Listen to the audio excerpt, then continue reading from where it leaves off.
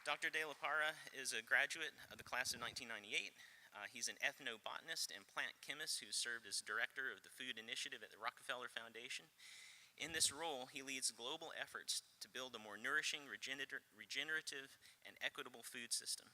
His portfolio includes work on regenerative agriculture, indigenous food systems, and school feeding strategies for around the world, as well as the ethical integration of AI into food systems. He also spearheaded the creation of the Periodic Table of Food Initiative, the world's most comprehensive effort to map the biochemical diversity of food. Dr. De La Parra has held research and teaching appointments at Harvard University, the MIT Media Lab, Tufts University, and Northeastern University. He is a former president of the International Society for Ethnobotany. And so with that, I'll hand the floor over to Dr. De La Parra for our keynote message. Thank you. Thank you.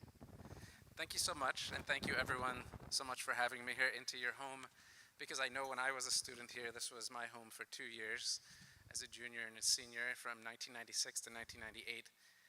And this is such a truly special place for me, including this very place where you are. When I was here many, many years ago, this was an empty room. There were no chairs here. It was a concrete floor, and we had to pick up our own metal folding chairs and bring them out. But we still had probably a lot of the same rituals that you have, the weekly meetings, the weekly convenings that you have. But the place was just not as nice as you have it. Some beautiful buildings that I don't even recognize. But again, thank you for having me here into your home. And one day, I hope you'll be able to return and tell similar stories. Part of that is what this title says, being present for the journey. And I know it sounds kind of cheesy, but I think it really is important for all of you to think about being present as you go through all the things that you're going to do and that you have done. One of the things that I think a lot of us that come through ASMS have to deal with is that we have pressures on us, we have expectations that we often put on ourselves, we have goals, but often we focus so much on those goals that we don't think about what's happening in the in-between times. And that's actually the music. That's the important part of life, is all the things that happen on the way to wherever you're going. It's not necessarily the goal or the big job or an award or something like that, but it's if you are present during all the moments, even the bad times, that will lead up to whatever will happen in your life, that's what's going to be important. So there's probably a lot of you here who want to be a doctor or a lawyer or some particular thing. One day you will be that thing, likely, but that won't be the end. And once you get there, you don't want to be left feeling a bit hollow, because now you've reached that thing that you always wanted and you thought you would finally bring you satisfaction. There's going to be a lot of steps on the way that will get you there. So that's just my little preamble. I talk a little bit about myself, and I'll say this is a little awkward. I've never made a presentation that had so many pictures of me in it, but that was the assignment, so I'm going to share some, even some very awkward photos. But actually, this is where I'm going to start. So this is the farm I grew up in Alabama. I grew up in Boaz, Alabama, on a little goat farm, and by that I mean we had about 15 goats that we sold to the local community. It was a tough place to grow up, and probably also for many of you, coming to ASMS, it wasn't just about, you know, being smart and your high school couldn't accommodate all the things that you want to learn, but I needed the space to be able to study the things that I wanted to do, because I might be getting yelled at by my dad to work on the farm or, you know, do something else that, you know, was important and good, but I had other things that I wanted to do with my life, and ASMS gave me that place to do that. And it wasn't just a place, it also was people. So this is my grandmother, who really inspired me to learn about medicinal plants. You heard I actually taught a class here with my partner a couple years ago on medicinal plants, virtually. But she was the one who inspired, really put that kernel of knowledge, of inspiration in me to start thinking about that. How does science interplay with also the things that are unknown in the world? We often think about from the sacred to the scientific when we're thinking about medicinal plants, and really how those things are bridged. And that has informed everything that I've done to this day. And then, of course, my mother and my siblings. My mother always inspired me to dream, and coming from where I did in Boaz, it was only dreams that I had of the things that I might be able to one day do. This is my ID that I found a couple days ago from 1996 when I first entered these doors. Actually, where your nurse is now, I believe that was the room where we took our photos. That was also the band room at the time. But yeah, I believe that's where I had this picture taken as a scared 16-year-old being away from home for the first time. Something I wanted to tell you too. Your hall system with the different names of scientists, we did that in our year. Actually, I was in the student government that year and we selected the names, but for those of you in Curie, I named Curie Hall. So I thought that, so I don't want to bring in any bias, but it sounds like you guys have been rocking it. When I was looking at the list, I mean, Curie seems to be killing it. So sorry, everybody else, but I had no idea those were going to last so long. So that was 1998 we created those, and at the time, you know, I don't want to like make a big deal of it, but you know, it was all, they named 4 men and there was no woman, and I said, well, we have to have Curie. She won the Nobel Prize twice. She's a brilliant scientist and deserves to be here.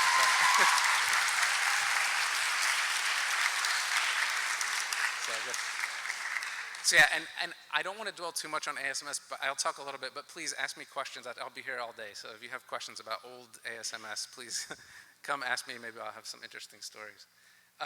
And this is my graduation picture in 1998, ready to go and do all the things that I'm sure you also are imagining that you might be able to do. This next slide is intentionally blank. That's because after I graduated from ASMS, I went to the Cooper Union, which is a very small school in New York City. I'd never been to any big city, let alone New York City. And it was a bewildering time for me. I didn't know anything about the world, really. I thought I did because I was at ASMS for 2 years and we have so much independence here. You'll be going to school with freshmen in college that will not have the 2 years that you have had, and you'll look at them sometimes and say, well, that's where I was 2 years ago, you know, but now I'm ready to do this. So during that time in college, I had to figure out who I was and what I wanted to do, but I wasn't being present. I wasn't thinking about what I was doing. I was just on a track of, next thing, next thing, next thing. So I left this slide blank because I don't want it to be blank for you all. I want you to think about all the things you do. I want you to enjoy the things that you do. And when you have things that might be considered mistakes, know that they can actually lead to the greatest things in your life, because that's what has been true for me. There have been things where I've had my darkest times, that it was only because of those that I was able to do what I had done, what I've done now. And the story's not over, right? So after 3 years in college, I dropped out of college. I didn't finish my undergrad at Cooper Union.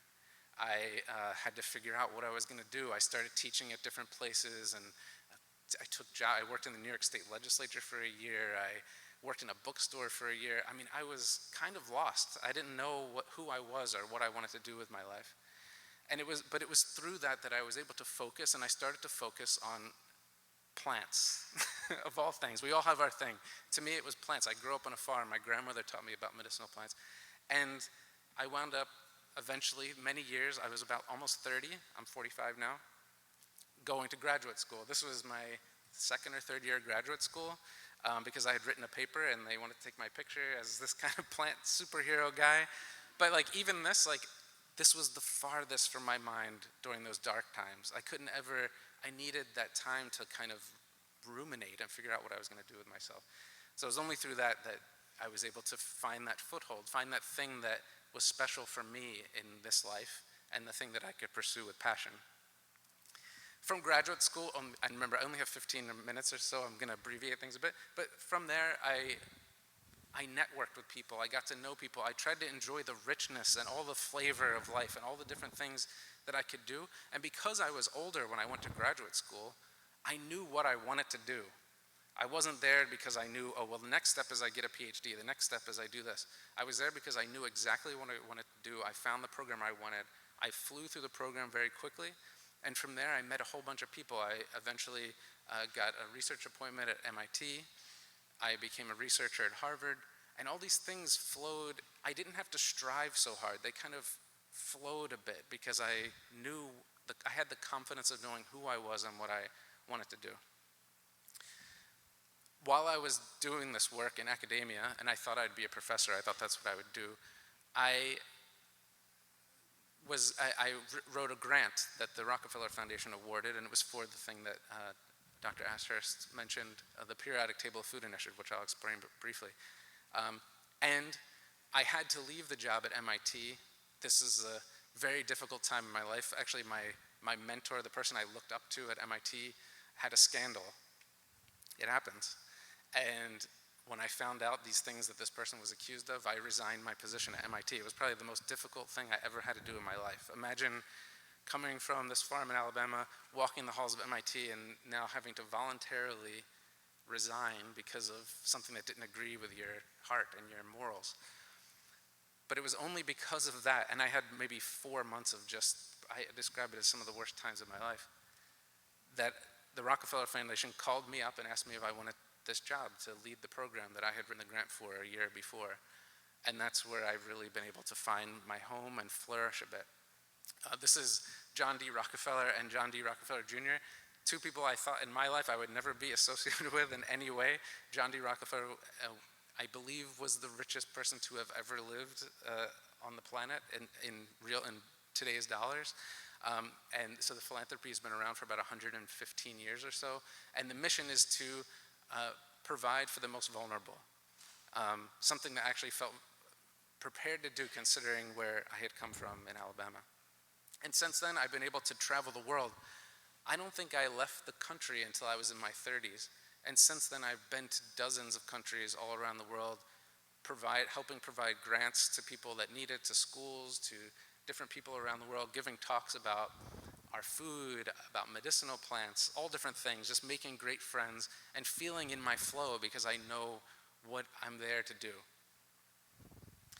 And now I'll talk just a little bit about some of the programming that we have at the foundation. So the work that I do is supporting our future food systems, and the way that we think about that is we divide it into demand and supply, just like you might think about any economic system, what we eat and how we grow our food. So one program we work on is regenerative school meals. So that means food that comes to children. So we especially work in Africa and South America.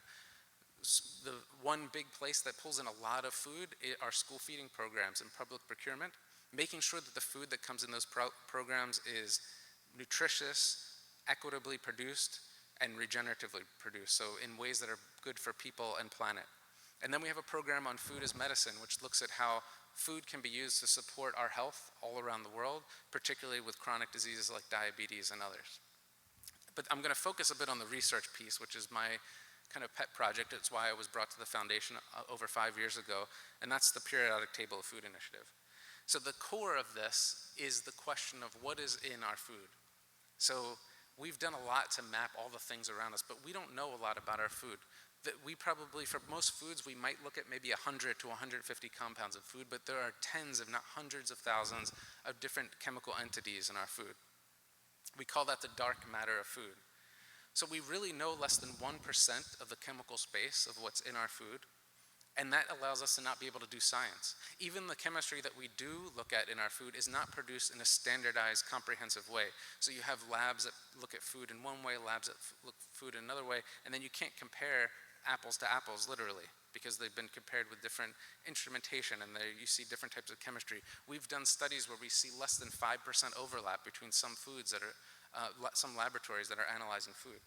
So what we've worked to develop in the past 5 years is a fully comprehensive, standardized way to measure what's in our food, along with a database that anyone in the world can access, an entire educational platform to allow people to do this anywhere in the world. So if you're in a part of the world that doesn't have a lot of instrumentation, we help build those laboratories so people can ask and answer questions about their indigenous and endemic foods. And ultimately, the goal is to be able to transform our food systems because now we have real science. You can't do science without comprehensive standardized data to ask and answer those questions, and this allows us to do that. So in these 5 years, I'm not going to go through all this, but we have built the most comprehensive standardized database of food in the entire world. So far, we have 2,500 plus unique food samples, but it's growing every day. Our goal is to have 10,000 in the next couple of years. But we've identified over 440,000 different unique molecules in our food. When you look at the back of a package that might have, a few chemical entities listed on food, and then to know that there's actually this much chemical complexity that changes based on how the food was grown or how it was processed. This is a tremendous area that also AI will learn from, right? We can't use AI unless we have empirical data, and now for the first time we'll have comprehensive standardized data on food. This is also the first database that links food quality to climate. We have more than 25 labs around the world that allow us to do this, so at least on every continent we have a couple of labs. We already have over 10 scientific publications that are using these data. We have 12 projects that are looking at how climate affects our food, how processing affects our food, etc. And we've trained over 1,000 people all over the world on how to use these technologies and how to ask and answer questions about their food. But ultimately, it's about the impact. So we really want to make sure that, remember that original mission of the Rockefeller Foundation is to support the most vulnerable. And we believe by knowing more about what's in our food, we can now shift entire systems. We can look at how food impacts public health, how it impacts smallholder farmers like the farm that I grew up on, and even frontline and indigenous communities. So now I just want to take a bigger picture in this last couple of minutes. I just have 5 minutes left to give you something to kind of walk away with. This is not, the be-all, end-all, but when I think about the things that I have learned, especially in those dark times when things didn't seem like they were going to work out, I think this is a good set of things. So I'm going to go through each one of them briefly. So the first one is, and I started them all with the letter N because I think they're easy to remember that way, but finding your niche or finding the thing that you are going to be known for, the thing that you love the most, your passion in the world. And that means cultivating your identity and your point of view. This is not easy, and this can take decades. It can take a lifetime. So you shouldn't be hard on yourself. In fact, it's often about finding out what you don't want to do. When I went to Cooper Union and studied engineering, I found out, I definitely do not want to be an engineer. And that was not a good place to find that out because there wasn't any other option. It's an engineering school. But that was valuable information because now I know, okay, that's one thing I don't want to do. And you go through life and you find these things, okay, I don't want to do that, I don't want to do that. And then the hope is that you don't reach my age and you have accidentally, or because of other forces, now had to stick with that thing that you thought you wanted to do or be, but you never took the moment to be present and say, actually, what am I really passionate? What can I wake up every day and do and be happy to do? So the way that I did that is I started teaching. So this is one class that I taught with my partner, and we also taught it here at ASMS a couple years ago. This is a class we taught at Harvard and Tufts on medicinal plants. I developed many other classes. This is on environmental fieldwork, agricultural biotechnology, the future of farming. I taught at MIT. And then this Plants and the Anthropocene is the longest running science class at Harvard. I revamped and taught on food and medicine beyond at Harvard. So that allowed me to develop what I wanted to do in my life. You notice that's not just one moment that I decided. It took a lot of work, and there was a lot before that as well. The second one is networking. So you probably hear this word all the time. It really just means getting to know people, talk to people, understand what they're doing, and you develop your own independent collaboration. So for me, that really happened in graduate school was one place that I did this, where I would say almost got in trouble a lot of times because I would want to bring this group together and this group together and well, what if we, ethnobotany, which I haven't talked a lot about here, but was really the study of how people use plants. You need anthropology, you need history, you also need botany, pharmacology. You need a lot of things in order to make that work. And that type of putting the feelers out and understanding how people can work together is very valuable. And then that has translated into my work today. This is where we currently have labs for the periodic table of food. You can see on every continent except for Antarctica, we have laboratories that are doing this work, and they're all through unlikely partnerships that wouldn't have come together otherwise.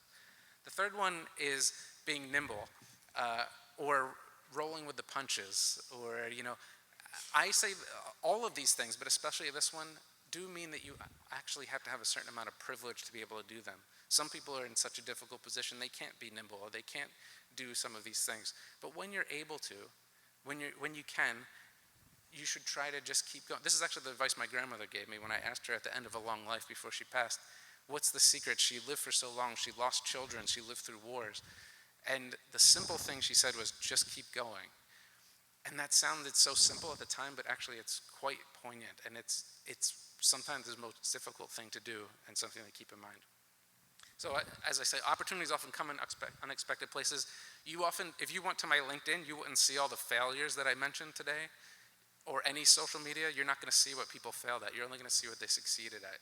And you can only really succeed by going through all those difficult times and failures. And the last one is be nice.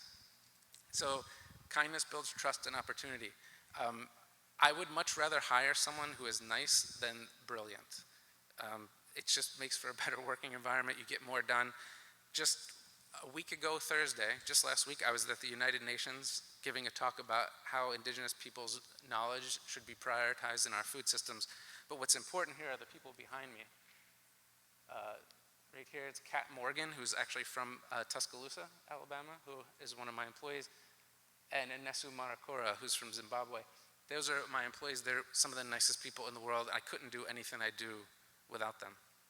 And then finally, these are two of my colleague and my student, Brandon and Camille, who some of the nicest, most fun people I've ever worked with, and that's how we really got work done. So I think I've run out of time. I'm gonna stop here, but thank you so much for your attention, and please come up and ask me any questions. My contact information here as well, so thanks so much.